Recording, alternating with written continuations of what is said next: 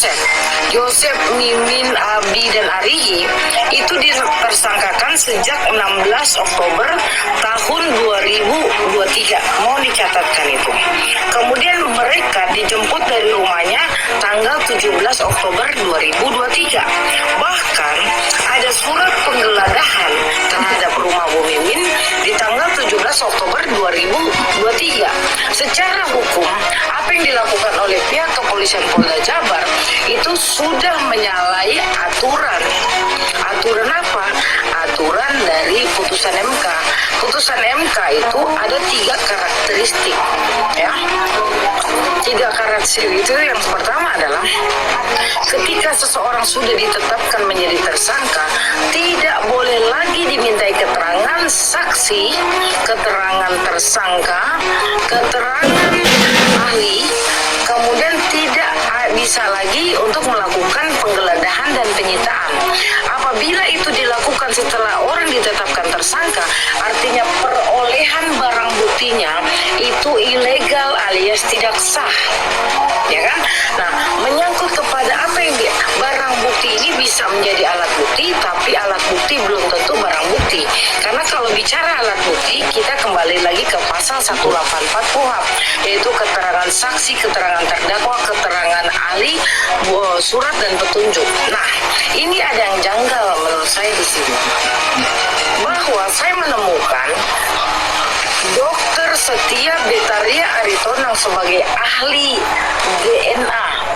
DNA forensik ini di BAP pertanggal 24 November 2023. Itu jauh lah dalam hitungan sebulan setelah ditetapkannya tersangka YMA. Di situ beliau katanya dia yang menentukan ada bercak darah di kaos Pak Yosef.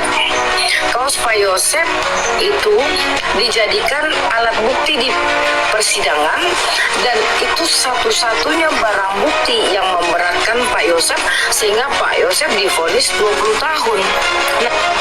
Nah, sementara setelah saya ulik-ulik di jawaban termohon pada sidang pra-peradilan yang pertamanya Bu Mimin, Arigi, dan Abi, bahwa tidak ada spesita yang menjelaskan tentang kaos Pak Yosef ini.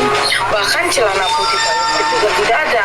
Tapi ujuk-ujuk di persidangan Pak Yosef dimunculkan kaos ini dan celananya Pak Yosef. Bagaimana caranya? Sementara penyitaan tidak boleh dilakukan ketika seseorang sudah ditetapkan menjadi tersangka. Maka dari itu saya nyatakan bahwa alat bukti yang memberatkan Pak Yosef itu kaos yang dinyatakan berdarah itu adalah tidak sah alias ilegal. Maka Pak Yosef itu berhak untuk dikeluarkan.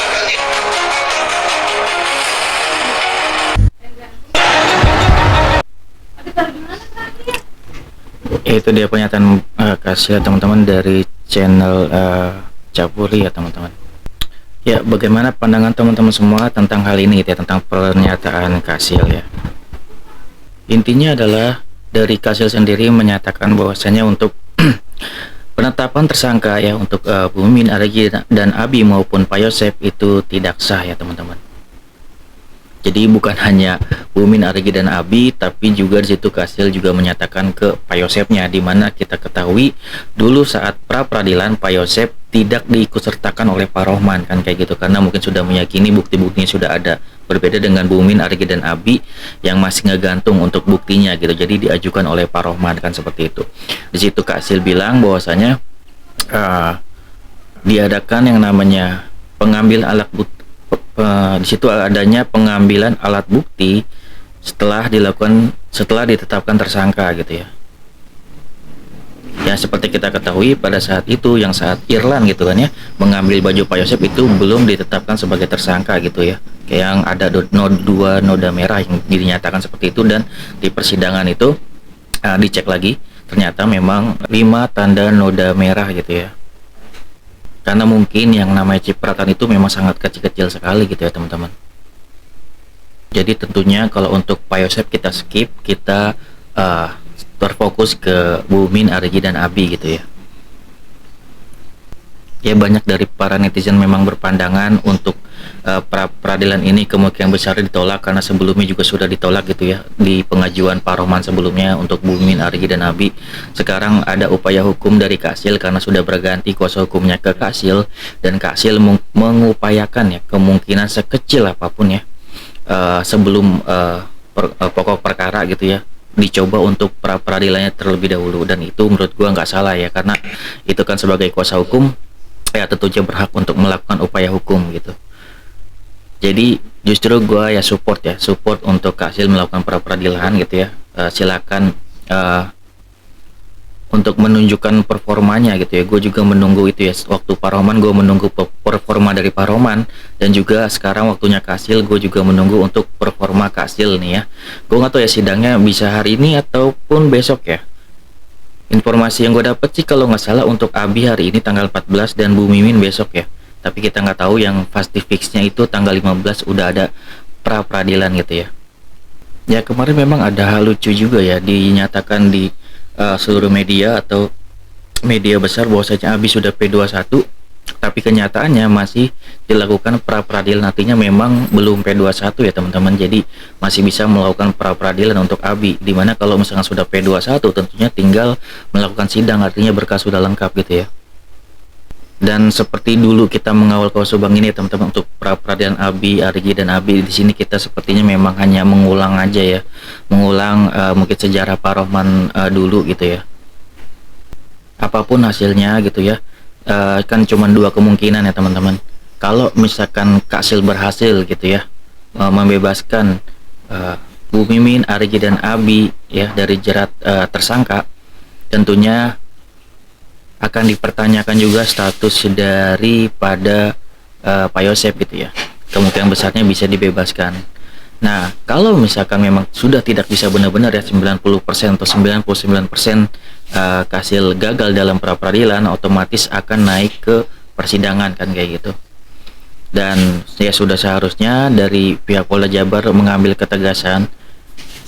Sudah misalkan pra peradilan 2 kali gitu ya, harusnya sudah dinaikkan ke persidangan untuk ketiga tersangka tersebut gitu. Ya, bagi kita ya para pengawal kasus Subang sangat mengetahui yang mengawal dari awal gitu ya, tahu kesulitan dari Polda Jabar bahwasanya ini ada oknum OOJ yang terlibat, yang menghilangkan alat bukti ya, sehingga tiga tersangka ini sulit untuk dicari bukti yang sangat kuat gitu ya, karena dua alat bukti memang sudah ada, namun dari para OOJ ini sudah menghilangkan alat bukti tersebut. Dan disinilah peran Pak Surawan sangat penting ya teman-teman, peran Polda Jabar untuk menekan ya, apalagi yang sidang kemarin ya, OOJ harusnya lebih terbuka, dan kita sangat kecewa hanya demosi seperti itu hukumannya ya. Dan kita berharap ada keterbukaan di persidangan, karena gua sih masih yakin ya bahwasanya oke lah para tersangka ini sulit untuk ditangkap karena memang banyak alat bukti yang hilang, banyak alat bukti yang disabotase gitu ya, baik itu dari CCTV dan segala macam gitu ya. Dan sekarang udah waktunya nih Pak Surawan mengambil ketegasan mengenai para OOJ ini gitu ya, agar bisa buka suara. Mereka sudah dinyatakan sebagai OOJ gitu ya, obstruction of justice, artinya mereka di sini ada di pihak tersangka gitu loh. Dan sudah waktunya di persidangan mereka berbicara. Jika mereka sudah berbicara, harusnya tidak ada lagi yang namanya sangkalan dari para tersangka gitu. Karena OOJ ini harusnya sudah diperiksa secara mendalam ya, baik itu rekeningnya dan segala macam dari mana kan gitu. Dan kita kan sangat yakin bermuaranya kan ke yayasan kan seperti itu. Dan jika memang Polda Jabar bisa menemukan itu, artinya tidak akan ada lagi yang namanya penyangkalan gitu. Sekalipun menyangkal ya tetap aja akan dijatuhkan hukuman seperti itu. Dan kita juga tidak menutup mata ya untuk Bumin, Arigi dan Abi dan juga Pak Yosep untuk meminta keadilan kan gitu, untuk membuktikan gitu, diberikan kesempatan untuk membuktikan. untuk Pak Yosep masih ada upaya hukum untuk PK, untuk Bumin, Arigi dan Abi nanti di persidangan pokok perkaranya juga masih bisa membuktikan gitu. Jadi sebisa mungkin banyak cara ya untuk nanti persidangan Arigi misalkan kayak gitu, mungkin ada CCTV Arigi ataupun nanti ada saksi-saksi yang Fadil Ramdan gitu kan yang bisa menguatkan Arigi gitu. Ya mungkin kalau misalkan dari Abi misalkan dia buat SIM, mungkin ada saksi yang membuatkan dia SIM tersebut apakah memang benar ada kesalahan gitu kan ya. Untuk Bu Mimin misalkan ya. Untuk Bu Mimin misalkan diakui oleh almarhum Pak Edi itu ada yang namanya dia moto gitu ya. Dan situ ada penampakan Bu Mimin dan juga dikirimlah ke teman-teman dari Pak Edi seperti Pak Asep Nugraha dan yang lainnya gitu ya. Namun mereka tidak ada yang mengaku gitu. Itu ya semoga bisa dibuktikan juga misalkan dari HP Pak Edi gitu ya. HP Pak Edi walaupun sudah kehapus pun juga bisa direcovery gitu ya sama IT dari Polda Jabar kan gitu. Harusnya bisa diambil HP-nya, diperiksa di Polda gitu. Kemudian juga dari para saksi, dari para anggota kepolisian yang dulu Pak Edi telah mengirim fotonya, berarti kan harus diperiksa juga. Itu kan membuktikan Bu Mimin bersalah atau enggak kan gitu. Dan juga termasuk orang yang memiliki CCTV tersebut ya, CCTV dari Ayam Jago gitu ya, mungkin juga dimintai untuk menjadi saksi gitu. Itu bisa menguatkan gitu ya, bisa menguatkan daripada alibi Bu Mimin, juga bisa yang namanya menjatuhkan juga gitu, atau memang meyakinkan beliau sebagai tersangka kan kayak gitu.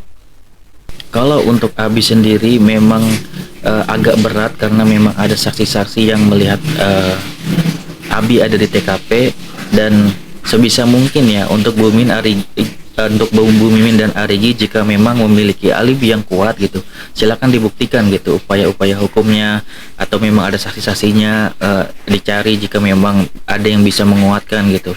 Di sini kan sesuai fakta persidangan gitu ya, ada kesaksian Pak Edi, jika bisa dibantah ya dibantah kan kayak gitu. Ada pernyataan Abi tentang SIM dan segala macam gitu juga bisa dikuatkan kan, seperti itu. Banyak upaya-upaya yang bisa dilakukan oleh Kasil. Ya di sini gue bukan mengajarkan, tapi memang di sini ada ada upaya, namun juga ada dua sisi. Di situ dia bisa terjatuh, di situ juga dia bisa kuat gitu. Jika memang dia berani, jika memang dia yakin dia tidak bersalah, ya buka-bukaan tentang semuanya gitu. Kita buka-bukaan semua tentang CCTV, kita buka-bukaan semua tentang para saksi gitu ya. Baik itu dari keterangan dari Pak Edi, semuanya gitu diungkap apakah keterangan Pak Edi itu benar gitu ya, dari almarhum Pak Edi, apakah keterangan dari Abi itu benar, apakah keterangan dari Arigi itu benar mengenai teman-temannya gitu ya, yang bersaksi pada saat itu. Namun pada saat kita ketahui pada saat diperiksa oleh Polda ternyata hanya beberapa jam saja bersama Arigi gitu ya. Namun di situ mereka harus bersaksi benar-benar di persidangan Arigi gitu, jika memang mereka memang benar-benar full gitu ya sampai pagi bersama Arigi itu, karena di situ mereka juga akan disumpahkan kayak gitu. Semoga ya bisa menguatkan gitu ya untuk Arigi, dan juga gue berharapnya untuk Arigi juga bisa menghadirkan saksi pemilik counternya gitu ya, yang mengaku bahwasannya itu CCTV-nya tidak ada memorinya. Di situ kan ada keanehan atau kejanggalan dari para netizen juga, di mana counter yang sudah berpenghasilan yang besar seperti itu kok hanya bisa memonitor gitu, di mana kita sudah sangat mengetahui itu harusnya CCTV digunakan untuk yang namanya merekam gitu. Jika ada misalkan pencurian dan segala macam biasanya seperti itu, dan juga itu bisa mungkin menguatkan Arigi, atau mungkin juga sebaliknya bisa menjatuhkan. Jadi tidak perlu takut juga kan kayak gitu kalau misalkan merasa benar gitu ya. Jadi semuanya tuh bisa dikulik satu persatu kan kayak gitu. Oke, segitu dari gua, semoga lancar-lancar aja. Gue juga masih menunggu, dan ini gue baru berkomentar. Ada teman-teman yang berkomentar memang meyakini bahwasanya ini akan ditolak untuk pra peradilannya seperti halnya dulu. Ya kita tinggal nonton aja ya teman-teman. Ya kalau dari gue sendiri jujur aja memang kemungkinan ditolaknya memang lebih besar daripada diterimanya gitu ya, karena ya mungkin hanya mengulang sejarah dari Pak Rohman. Dan gue juga pengen melihat ya justru untuk Kasil bagaimana nanti performanya ya di persidangan di pokok perkara ya untuk Bumin, Arigi dan Abi gitu. Sekali lagi gue pengen berdoa semoga ini peradilannya lancar seperti dulu Pak Rohman ya, lancar-lancar aja, dan juga semoga tetap cepat naik ke persidangan, karena di sini kita para pengawal kaos Subang cuman satu keinginannya ya teman-teman, sama keinginan kita untuk agar kaos ini cepat selesai gitu, dan kita tidak ada yang namanya tendensi apapun ke Pak Yose, Bumin, Arigi dan Abi gitu ya. Kita dukung jika memang mereka memiliki bukti yang kuat kok, seperti itu. Jadi silakan dibuktikan aja gitu, dan kita di sini para netizen tinggal hanya menyimak gitu, dan kita juga jika memang mereka tidak bersalah, tentu kita juga akan menyuarakan bahwasanya mereka tidak bersalah. Begitu juga sebaliknya ya teman-teman. Oke, segitu dari gua, semoga bermanfaat. Wassalamualaikum warahmatullahi wabarakatuh. Sini sepi ya teman-teman.